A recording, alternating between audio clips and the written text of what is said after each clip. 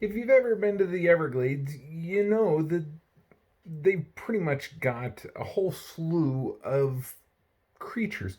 A lot of them are deadly. Crazy bugs, alligators, vultures, and snakes. Not just any snakes. Florida, like their gators, I mean, they like them big. Um, their snakes are nuts in Florida. If you've ever been and seen some of the snakes that are there, or have never been and seen some of the snakes there, these things are crazy.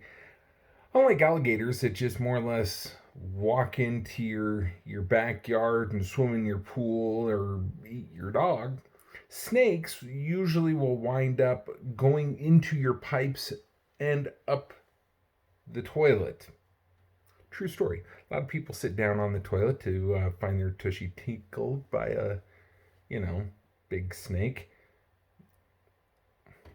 Grosses me out.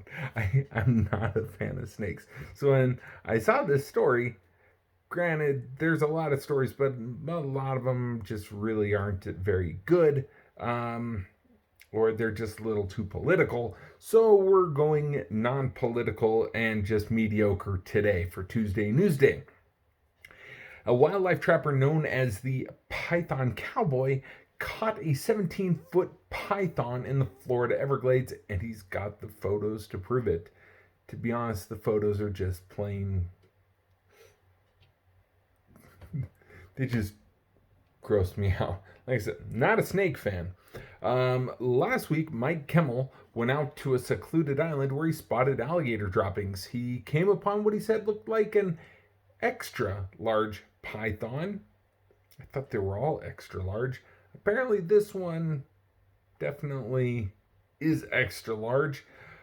That made his heart pound. To be honest, it would make my heart pound and my feet run. But being that Mike Kimmel is, I don't know if that just makes you stupid, crazy, or smart. He says after a brief wrestle and a nasty bite, Kimmel was able to grab the female snake's head. He dragged her back to his boat where he euthanized her. Kimmel's waiting on state authorities for an official measurement, but when he measured the snake at home, it was 17 feet long and weighed at least 130 pounds. No, thank you. Kimmel plans to sell the snake's skin on his website.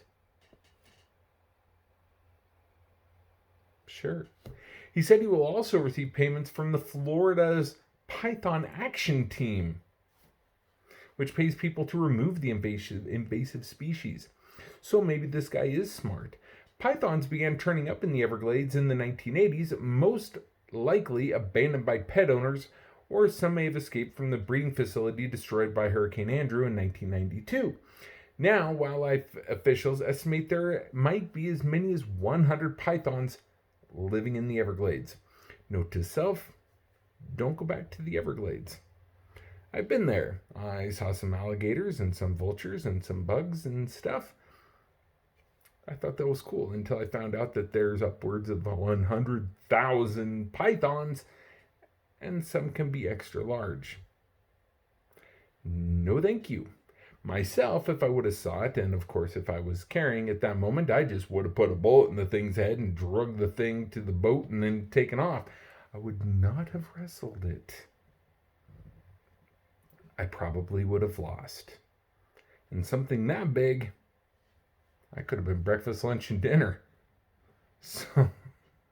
So on that note, if you've ever been to the Everglades, you might want to rethink going back. If you've never been and thought about going, if you're okay with snakes, hey, you might want to check it out. There's 100,000 snakes there, upwards of 100,000. Even if there were 1,000, I'd be okay without. So that's as good as today's news is going to get. Thanks for watching. Give me a thumb up, subscribe if you haven't already, and share. Sharing's caring. We'll see you later. Bye.